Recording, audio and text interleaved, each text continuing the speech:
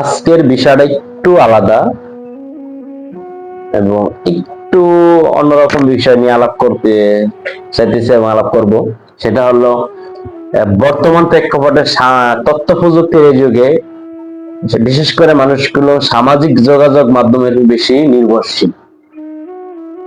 বিশেষ করে Facebook, TikTok, YouTube, এই সমস্ত প্ল্যাটফর্ম গুলোতে মানুষ খুবই সক্রিয়। এখানে যেমন খারাপ দিকও আছে, ভালো দিকও আছে। আপনি দেখেন ঢাকা বিশ্ববিদ্যালয়ে তফাজ্জলকে মারা হয়েছে, এটা যখন সামাজিক যোগাযোগ মাধ্যমে আসছে দেশব্যাপী ব্যাপক আলোড়ন সৃষ্টি করছে।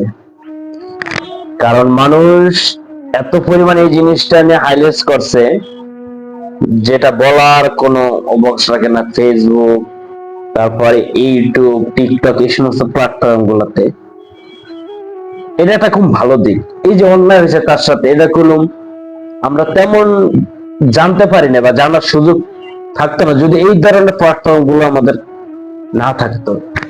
এটা খুব একটা আমাদের জন্য ভালো দিক। একটা শেয়ার করছে, কমেন্ট করছে। এখন কমেন্ট এবং কমেন্টের বিষয়টি আসি। আপনি কি রুচিশীল মানুষ? কি করলে সামাজিক যোগাযোগ মাধ্যমে আপনার একটা ব্র্যান্ড দিলে তৈরি হয়, এটা হলো আপনার মন্তব্যের বিষয়। আপনি ধরেন আপনি একজনের পোস্টে কমেন্ট করছেন, একটা বকা দিলেন, সেই বকাটা দেখতেও পারে, নাও দেখতে পারে, তার কিছু যায় আসে না। দিন শেষে তাকে এরপরে যারা কমেন্ট করে কমেন্ট, আপনার কমেন্টটা আরেকটা লোক দেখতেছে। এখানে গুলো বিভিন্ন ক্যাটাগরির মানুষ আছে। হয়তোবা যে ভালো সে বলবে তার রুচির কত সমস্যা, কি বাজে কমেন্ট করছে। আবার তার মতো দর্শক কেউ যদি আসে, ওই খারাপ কমেন্ট করে, সে খারাপ কমেন্ট করে চলে যাবে। এক একটা মানুষের এক একটা মতদর্শ, এক একটা মানুষের এক একটা থিম। এখানে ভালো কমেন্ট করার ফলাফলটা কি? এতে কি হয়, আপনারা হয়তো বা জানেন যে ফেসবুক বর্তমানে বা বিভিন্ন সামাজিক মাধ্যমে এই সমস্ত বাজে কমেন্টের ব্যাপারে খুবই হার্ডলাইন। আপনি একটা খারাপ কমেন্ট করছেন, আপনার আইডি ব্যান করে দিতে পারে সাময়িকের জন্য।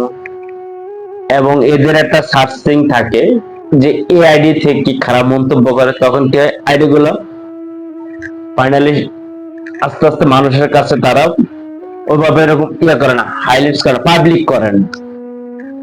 এই কারণে খারাপ পেজ গুলা ফেসবুক বা ইউটিউব, টিকটক আস্তে আস্তে কি করে, এগুলাকে পর্যায়ক্রমে ডাউন করে দেয়। ভালো দিক বা ভালো দিকটা, ভালো কমেন্ট করার ইয়ে হচ্ছে,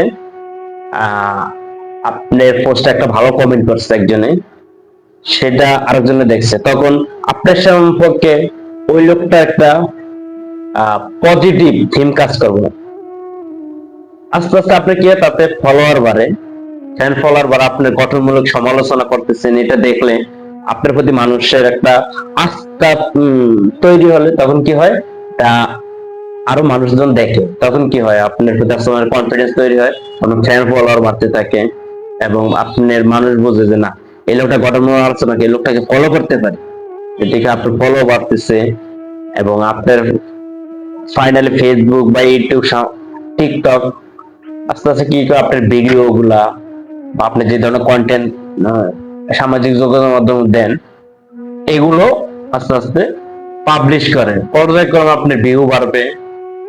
আপনি জানেন এখন বর্তমান প্রেক্ষাপটে এই জগতে টিকটক, ইউটিউব, ফেসবুক, এখান থেকে একটা মোটামুটি ভালো আর্ন করা যায়। অনেকে করতেছে, অনেকে রুজি রোজগার এই জায়গাটা থেকে করতেছে। কারণটা কি? তাদের চিন্তা ভাবনা বা তাদের ভিডিও গুলো মানুষ পছন্দ করে। অনেকে হয় যেমন ফানি ভিডিও করে, অনেকে ফানি ভিডিওতে কোনো একটা দিন শেষে মেসেজ থাকে যে এই কারণে ভিডিও করছে। অনেক ইসলামিক শর্ট ফিল্ম করে, এগুলো কি হয়, সমাজের জন্য একটা দিন শেষে ভালো একটা মেসেজ দেয়।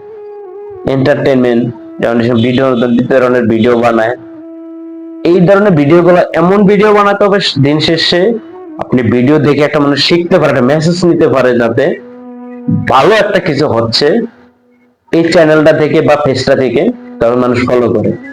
এই জন্য সবসময় একটা মানুষ আমাদের চিন্তা রাখতে হবে যে গঠনমূলক আলোচনা করা যায় কিনা বা গঠনমূলক সমালোচনা করা যায় কিনা। কমেন্ট বক্স এখানে দিচ্ছে কমেন্ট করার জন্য, এমন কমেন্ট বা এরকম ধরনের মন্তব্য করবেন না যেটার জন্য আপনার আইডিটা শখের হারাইতে হয়, আবার ফাইনালি মানুষ থেকে একটা নেগেটিভ ধারণা আপনার ভেতরে।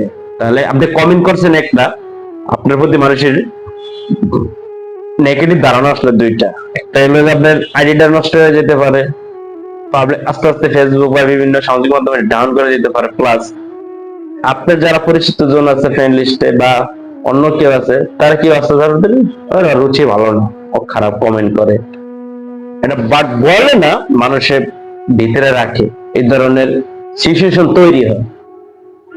আশা করব যারা সামাজিক যোগাযোগ মাধ্যম চালান তারা সবসময় একটা জিনিস মাথায় রাখবেন, সে যে কন্টেন্ট ছাড়ুক না কেন, আপনার চেষ্টা থাকবে যাতে একটা ভালো কমেন্ট করে, তাকে যদি সে খারাপ কন্টেন্টও বানায়, আপনি ভালো কন্টেন্ট ভালো একটা কমেন্ট করলে তার অনুতপ্ত হয়, উপলব্ধি হয় যে না, আমি একটা খারাপ কাজ করছি, সেখান থেকে আমাকে এত সুন্দর মেসেজ দিতেছে, মানুষ এত রিয়াকশন আসতেছে, তাহলে আমার উচিত ডেভেলপ করা নিজেকে। এতে দিন শেষে উভয়ের জন্য ভালো হবে, একটা সুন্দর সামাজিক প্ল্যাটফর্ম তৈরি হবে।